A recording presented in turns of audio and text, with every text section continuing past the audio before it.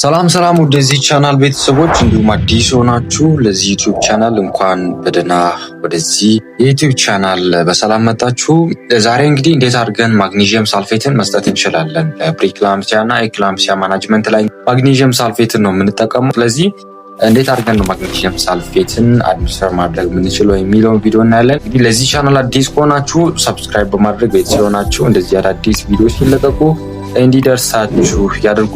ቀጥታ ወደ ማግኒዥየም ሳልፌት አድሚኒስትሬሽን ከመሄዳችን በፊት ሁለት አይነት ሬጂሚኖች አሉ። እዚህ ሬጂሚኖች ሪቻርድ ሬጂሚን እና ዙስፓን ሬጂሚን ብለን በሁለት እንከፍላለን። ሬጂሚን የምንለው እንግዲህ እንዴት አድርገን ነው ማግኒዥየም ሳልፌትን መስጠት የምንችለው፣ ዶዙ ምን ያህል ነው፣ በየትኛው ሰዓት ነው፣ በየትኛው ዱሬሽን ነው መስጠት የምንችለው የሚለው አንድ ላይ ጠቅለል አድርጎ ሲይዝ ሬጂሚን ብለን እንጠራለን። ሶ በኢትዮጵያና በመላው አፍሪካ ብዙ ጊዜ የሚጠቀሙት ሬጂሚን ሪቻርድ ሬጂሚን ነው። ዙስፓን ሬጂሚን ብዙ ጊዜ ዴቨሎፕድ በሆኑ ሀገሮች ነው የሚጠቀሙት። በማደግ ላይ ያሉ ሀገሮች እና የኢትዮጵያ አይነት ሀገሮች ደግሞ የሚጠቀሙት እንግዲህ ፕሪቻርድ ሬጂሚን ነው። ለምንድነው ፕሪቻርድ ሬጂሚንን ከዙስፓን ሬጂሚን የመረጡት? አንደኛ እንግዲህ ኢኩዊፕመንት አንጻር ነው። ሊሚትድ የሆነ ኢኩዊፕመንት በመኖሩ ዙስፓን ሬጂሚን ይልቅ ፕሪቻርድ ሬጂሚንን የመረጡት። ምክንያቱም ዙስፓን ሬጂሚን ምንለው ዲፔንድ የሚሆነው ኮንቲኒየስ የሆነ አይቪ ኢንፊውዥን ይፈልጋል። ሶ ፕሪቻርድ ሬጂሚን ሲምፕሊ በስሪንጅ መስራት የምንችለው አይነት ሬጂሚን። ሌላ ኢክላምሲያ ላይ እንግዲህ ታይም በጣም ወሳኝ ነው። ሶ ፕሪቻርድ ሬጂሚን ኢሚዲየትሊ ነው መጀመር የምንችለው ኢክላምሲያ ማናጅመንት ላይ። ሶ ድሮፕ ሬቱ ካልኩሌት ማድረግ አያስፈልግም፣ ማሽኖችን ሴት ማድረግ አያስፈልግም።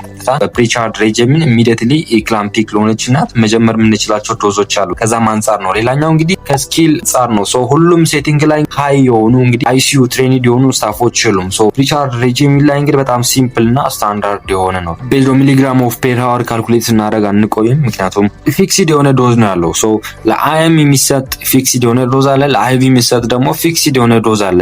ስለዚህ በጣም ኢዚ ነው።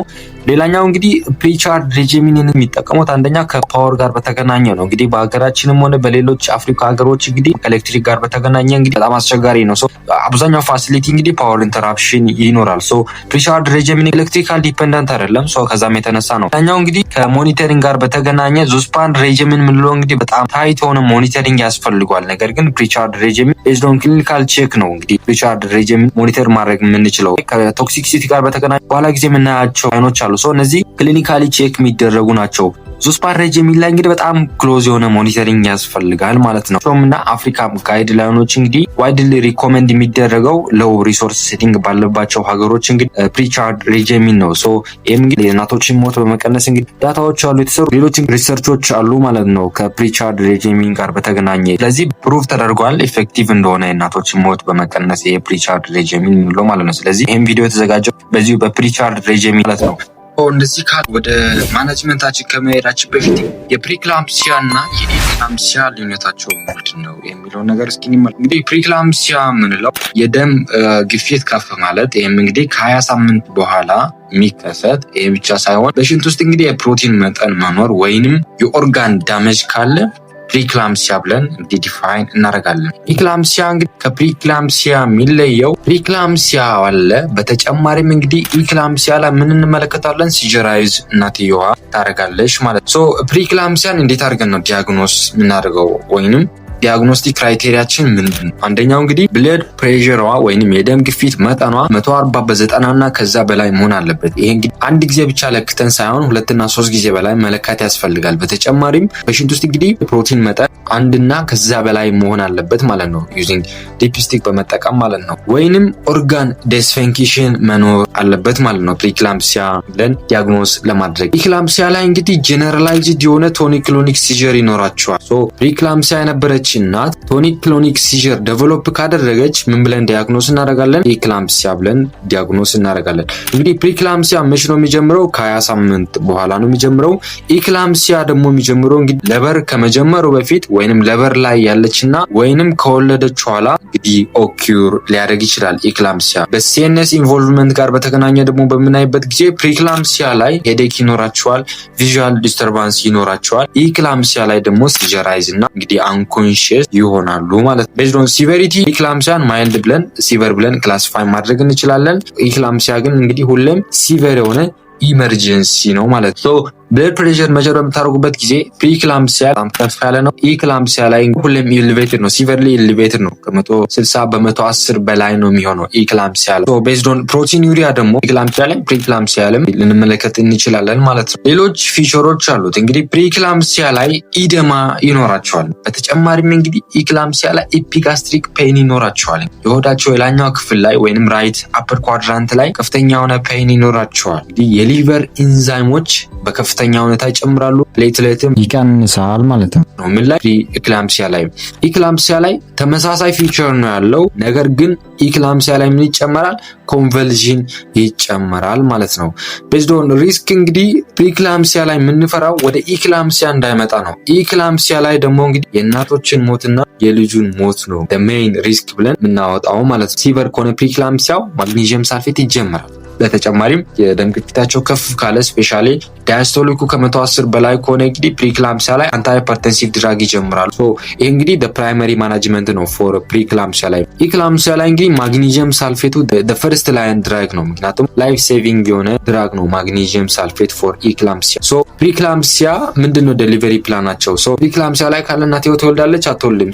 ይሄ የሚወሰነው ቤዝድ ኦን ሲቨሪቲ ነው። ምን ያህል እንግዲህ ሲቨር ነው የሚለውን በመመርኮዝ እና ቤዝድ ኦን ጄስቴሽናል ኤጅ ነው እንግዲህ የሚመረኮዘው። እናትየዋ መውለድ አለባት መውለድ የለባትም፣ ተርሚኔት መደረግ አለባት ተርሚኔት መደረግ የለባትም የሚባለውም እንግዲህ ቤዝድ ኦን ጄስቴሽናል ኤጅ እና ቤዝድ ኦን ሲቨሪቲ ነው። ለኢክላምሲያ ደግሞ ኮንቨልዥን ስላለ ኮንቨልዥኑን አርጀንትሊ ስታብላይዝ ማድረግ ያስፈልጋል። ዘ ዴሊቨሪ ቾይዘብል እና ቤስት ማናጅመንት ነው ማለት ኢክላምሲያ ስታብላይዝ ከሆነች ኋላ ማለት ነው። የሁለቱ ልዩነት ይሄ ከሆነ እንግዲህ ቀጥታ ደግሞ ወደ ዋናው ማናጅመንታቸው እንግዲህ ወደ ማግኒዥየም ሳልፌት አድሚኒስትሬሽን እንሂድ።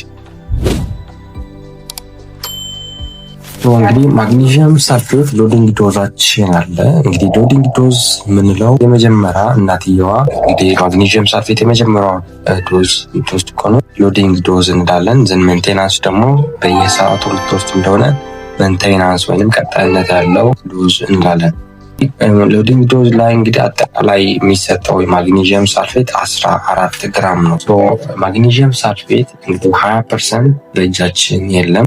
እንግዲህ በሀገራችን 50% ነው ወደ 20% እየተቀየጠ የሚሰጠው ማለት ነው። ስለዚህ አጠቃላይ ሎዲንግ ዶዝ ኦፍ ማግኒዥየም ሳልፌት 14 ግራም ነው። እንግዲህ የመጀመሪያው 4 ግራም አይቪ ፑሽ የሚደረግ ሲሆን 10 ግራም ደግሞ 5 ግራም ተከፋፍሎ በግራና በቀኝ ፔዳል ላይ የሚወጋ ነው ማለት ነው። 4 ግራም አይቪ ማግኒዥየም ሳልፌት ለመስጠት እንግዲህ ምን ያስፈልጋል? ማቅጠኛ ያስፈልጋል ማለት ነው። ስለዚህ ስቴራይል ወተር ያስፈልጋል። ምክንያቱም የማግኒዥየም ሳልፌት 50% ኮንሰንትሬሽን በጣም ከፍተኛ ነው ማለት ነው።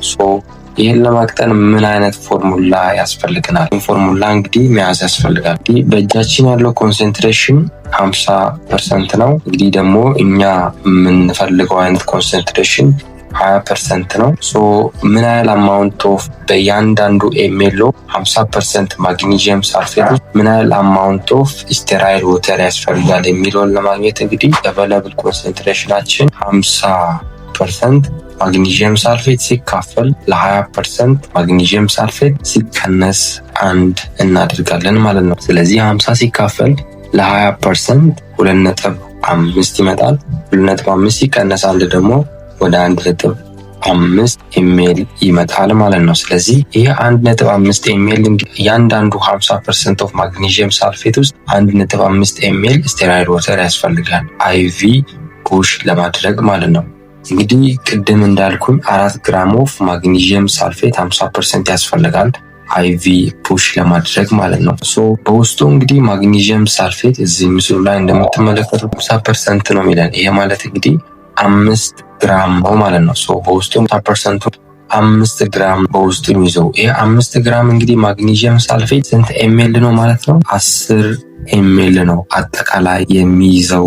ስለዚህ እንደየፋብሪኬሽኑ ይለያያል። ለምሳሌ አንቲዶት ኦፍ ማግኒዥየም ሳልፌት ካልሲየም ግሉኮኔት ነው።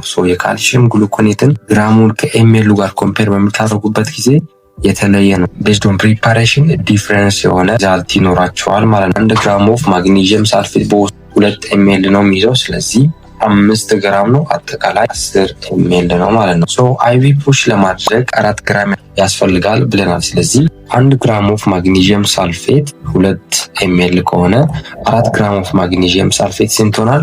8 ኤምኤል ይሆናል ማለት ነው። ስለዚህ ከዚህ ከ50% ውስጥ ስንት ትቀዳላችሁ ማለት ነው? 8 ኤምኤል 50% ማግኒዥየም ሳልፌት ትቀዳላችሁ ማለት ነው። ይሄ እንግዲህ ወደ 20% አልተቀየረም ማለት ነው። ስለዚህ 50% ኦፍ ማግኒዥየም ሳልፌት 8 ኤምኤልን ከቀዳችሁ በኋላ ማቅጠን ያስፈልጋል። ወደ 20% ማምጣት ያስፈልጋል። ቅድም እንግዲህ ወደ 20% ለማምጣት እያንዳንዱ 50% ኦፍ ማግኒዥየም ሳልፌት ውስጥ 1.5 ኤምኤል ያስፈልጋል ብለናል ስቴራይል ወተር። ስለዚህ ወደ 20% ለማድረግ በስንት ታባዛላችሁ ማለት ነው? 8 ኤምኤል ሲባዛ በ1.5 ኤምኤል ታረጋላችሁ ማለት ነው። እንግዲህ ማስተዋል ያስፈልጋል። እዚህ ጋር 8 ኤምኤል ኦፍ ማግኒዥየም ሳልፌት እንግዲህ ያልተቀየረው ነው 50% ነው።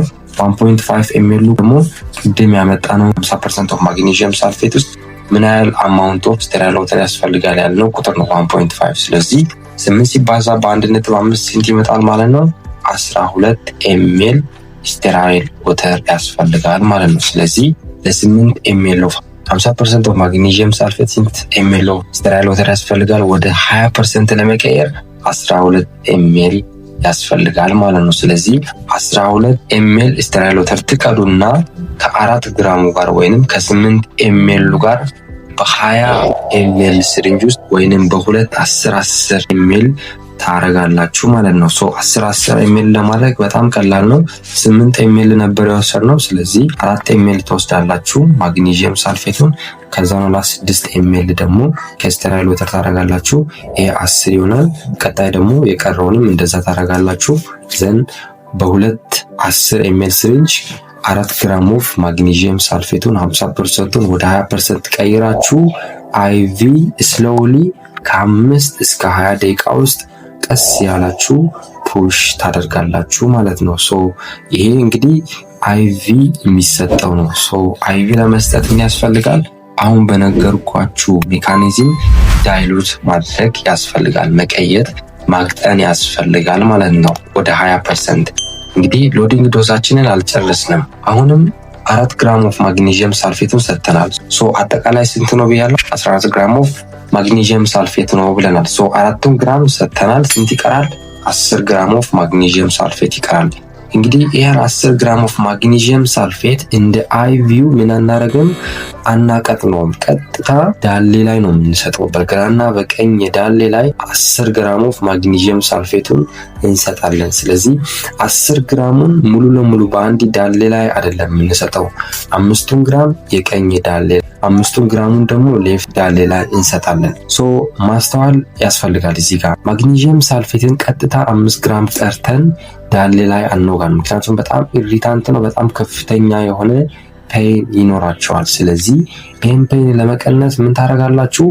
1 ኤምኤል ኦፍ 2% ኦፍ ሊግኖኬን ትቀዳላችሁ ማለት ነው። ይህን ሊግኖኬን መቼ ነው የምትቀዱት? እንግዲህ ማግኒዥየም ሳልፌቱን ከቀዳችሁ በኋላ አየር ታስቀራላችሁ። 1 ኤምኤል የምታክል ማለት ሲሪንጁ ስር። ስለዚህ ሊግኖኬኑን መጀመሪያ አትቀዱም። ማግኒዥየም ሳልፌቱን አስቀድማችሁ ከዛ ሆላ ሊግኖኬኑን ትቀዳላችሁ። ምክንያቱም ሊግኖኬኑን ካደረጋችሁ የት ነው የሚሄደው? ወታች ነው የሚሄደው። ሶ ኢፌክቱ አናገኝም ማለት ነው። ስለዚህ መጀመሪያ ማግኒዥየም ሳልፌቱን ከቀዳችሁ በኋላ ቀጥሎ ሊግኖኬኑን የሲሪንጁ ጫፍ ላይ ታረጉና እንግዲህ 1 ኤምኤሉን ፑሽ በምታረጉበት ጊዜ ፔን አይሰማቸውም ማለት ነው። ሶ እንግዲህ ይሄ 5 ግራም ስንት ኤምኤል ነው? 10 ኤምኤል ነው ማለት ነው። በሁለቱም ዳሌ ላይ የምትሰጡት ማለት ነው። ስለዚህ ይሄን 10 ኤምኤል በሁለቱም ዳሌ ላይ ትሰጣላችሁ። አጠቃላይ 10 ግራም ወይንም 20 ኤምኤል ኦፍ ማግኒዥየም ሳልፌት ትሰጣላችሁ ማለት ነው።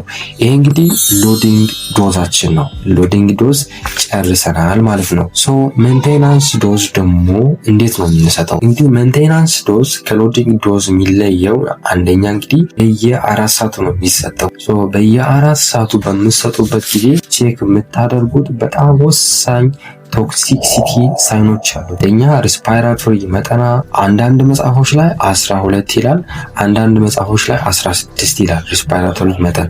ነገር ግን እናንተ መያዝ ያለባችሁ ሪስፓይራቶሪ መጠኗ 12 በታች መሆን የለበትም። ስለዚህ ቀጣይ በምትሰጡበት ጊዜ ቶክሲሲቲን ቼክ ታደርጋላችሁ። የማግኒዥየም ሳልፌት በየ4 ሰዓቱ 5 ግራም ማግኒዥየም ሳልፌት ትሰጣላችሁ። ይሄ 5 ግራም ኦፍ ማግኒዥየም ሳልፌት ቅድም እንዳልኩን 10 ኤምኤል ነው። ሶ ይሄን 10 ኤምኤል በምትሰጡበት ጊዜ መርሳት የሌለባችሁ 1 ኤምኤል ኦፍ 2% ኦፍ ሊግኖኬን መርሳት የለባችሁ ማለት ነው። ስለዚህ በየ4 ሰዓቱ ምን ታደርጋላችሁ እንግዲህ ይሄን ሜንቴናንስ ዶዝ ትሰጣላችሁ። ይሄም እንግዲህ 24 ሰዓት እስኪሞላ ድረስ ማለት ነው። እንግዲህ ማግኒዥየም ሳልፌት እስከ 24 ሰዓት ነው የሚሰጠው ማለት ነው። ወይንም የመጨረሻውን ሲጀራይዝ ካደረገች በኋላ እስከ 24 ሰዓት ውስጥ ነው የሚሰጠው ማለት ነው። ሎዲንግ ዶዝ ከተሰጠ በኋላ ሜንቴናንስ ዶዝ ነው የሚቀጥለው ማለት ነው። 10 ኤምኤል ዳሌ እያቀያየራችሁ ትወጋላችሁ ማለት ነው። ነገር ግን በየ4 ሰዓቱ በምትሰጡበት ጊዜ በጣም ወሳኝ ቼክ ማድረግ ያለባችሁ ሳይኖች አሉ። አንደኛ እንግዲህ ሪስፓይራቶሪ መጠኗን ነው። ሶ የእናትየዋ የሪስፓይራቶሪ መጠን ከ12 ብሪዝ ፐር ሚኒት በላይ መሆን ያስፈልጋል። ሌላኛውና ወሳኙ ፓቴላር ሪፍሌክስ ነው። ሶ ፓቴላር ሪፍሌክስ ቼክ በምታደርጉበት ጊዜ አብሰንት ከሆነ ቶክሲሲቲ አለ ማለት ነው። ሌላኛውና ወሳኙ ሶስተኛው እንግዲህ ቼክ የምታደርጉት እንግዲህ ቀጣይ ሜንቴናንስ ዶዝ ከመስጠታችሁ በፊት እንግዲህ የዩሪን አውትፑቷን ነው። ሶ እንግዲህ ፕሪክላምሲያም ኢክላምሲያም ማናጅመንት በሚደረግበት ጊዜ ዩሪን አውትፑት ክሎዝሊ ሞኒተር ይደረጋል ማለት ነው። በሰዓት ውስጥ እንግዲህ ከ30 ኤምኤል በላይ እንግዲህ ሽንት ዩሪን ባግ ውስጥ ማየት መቻል አለባችሁ። እነዚህን ሳይኖች ቼክ ታደርጋላችሁ። ሶ እነዚህ ሳይኖች ቼክ አድርጋችሁ ኖርማል ከሆነ ምን ታደርጋላችሁ? ቀጣይ እንግዲህ ማግኒዥየም ሳልፌቱን ትሰጣላችሁ ማለት ነው። ነገር ግን እነዚህ ሳይኖች ካሉ ምንድነው የምታደርጉት? ስለዚህ ቶክሲሲቲ ዴቨሎፕ አድርጋለች። ሶ ለቶክሲሲቲው ደግሞ አንቲዶቱ ምንድነው?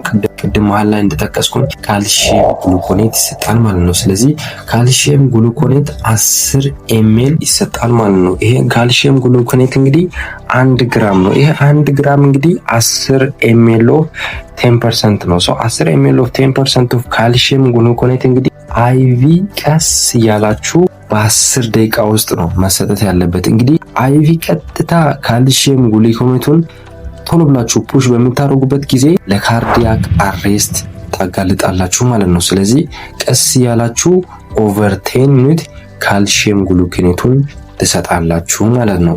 ሶ በዚህ መልኩ እንግዲህ ማኔጅ ማድረግ ይቻላል ማለት ነው። ይህን ካልሲየም ግሉኮኔት ከሰጣችሁ በኋላ ምንድን ነው የሚደረገው? ኦኬ እናትየዋ ከቶክሲሲቲው አገገመች። ስለዚህ ምንድን ነው የሚደረገው? ማግኒዥየም ሳልፌት ይቀጥላል ወይ ይቆማል? ይሄ በጣም ወሳኝ ነው። እሳቸው መጠየቅ ያለባችሁ ነው። እንግዲህ ካልሲየም ግሉኮኔት ተሰጥቶ እንግዲህ እነዚህ ምልክቶች እየጠፉ እንደሆነ ቅድም ያልናቸው ቶክሲሲቲ ምልክቶች እየጠፉ እንደሆነ ምን ይደረጋል ማለት ነው? ማግኒዥየም ሳልፌቱን በሃፍ ዶዝ ትወስዳለች ማለት ነው። ቅድም በሰጠነው ዶዝ ሳይሆን እሱ በግማሽ ዶዝ ትወስዳለች ማለት ነው። ስለዚህ ቅድም ላይ የጠቀስናቸውን በግማሽ እንግዲህ ምን ያህል አማውንት ይሆናል የሚለውን ማሰብ ያስፈልጋል። ስለዚህ ማግኒዥየም ሳልፌቱን ትቀጥላለች። ነገር ግን የምትቀጥለው በግማሽ ዶዝ ነው የምትቀጥለው ማለት ነው። ሶ መሀል ላይ ረሳሁትኝ ኢክላምፕቲክ ሆና ማግኒዥየም ሳልፌት እየተሰጣት መሀል ላይ ሲዝ ብታደርግ ወይም ሲጀራይዝ ብታደርግ ምንድን ነው የሚደረገው? ይህም እንግዲህ በጣም ወሳኝ የሆነ ክሪቲካል የሆነ ኢሹ ነው። ሶ ምንድነው የምታደርጉት? እንግዲህ ማግኒዥየም ሳልፌቱን አይቪ ፑሽ ታደርጋለች። አይቪ ፑሽ የምታደርጉት የማግኒዥየም ሳልፌት ዶዝ ስንት ነው? 2 ግራም ኦፍ ማግኒዥየም ሳልፌት ይሆናል ማለት ነው። ሶ ይሄ 2 ግራም ኦፍ ማግኒዥየም ሳልፌት ስንት ነው ማለት ነው? 4 ኤምኤል ኦፍ 50% ኦፍ ማግኒዥየም ሳልፌት ነው። ስለዚህ ይሄ 4 ኤምኤል ኦፍ ማግኒዥየም ሳልፌት 50% ኦፍ ፑሽ የምታደርጉት በአይቪ ነው። ስለዚህ ምን ያስፈልጋል? ዳይሉታንት ያስፈልጋል ማለት ነው። ስለዚህ ለዚህ ዳይሉታንት ልክ እንደ ቅድሙ 1.5 ያናት ቁጥር አለች። ስለዚህ እቺ 1.5 ከ4 ጋር ታባዛላችሁ። በምታባዙበት ጊዜ ስንት ኤምኤል ይመጣል? ወደ 6 ኤምኤል ይመጣል ማለት ነው። ስለዚህ 6 ኤምኤል ምን ያስፈልጋል?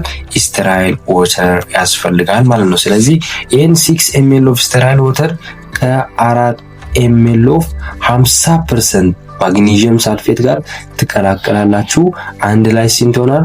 10 ኤምኤል ማግኒዥየም ሳልፌት 20% ይሆናል ማለት ነው። ስለዚህ within 15 ሚኒት ውስጥ ሲዝ ብታረግ ይሄን 10 ኤምኤል 20% ኦፍ ማግኒዥየም ሳልፌት ስሎሊ ፑሽ ታደርጋላችሁ ማለት ነው። በዚህ መልኩ ማግኒዥየም ሳልፌትን በመጠቀም ማኔጅ ታደርጋላችሁ ማለት ነው። ሶ ለዚህ ቻናል አዲስ ከሆናችሁ እንግዲህ ሳብስክራይብ ያደረጋችሁ እንደዚህ አዳዲስ ቪዲዮዎች ሲለቀቁ እንዲደርሳችሁ ያደርጉ። በቀጣይ እንግዲህ ሌሎች እንዲሰራላችሁ የምትፈልጉትን ቪዲዮ በኮሜንት ሴክሽን ላይ ጻፉልኝ። በሌላ ቪዲዮ እስክንገናኝ ድረስ መልካም ጊዜ ተመኘሁላችሁ።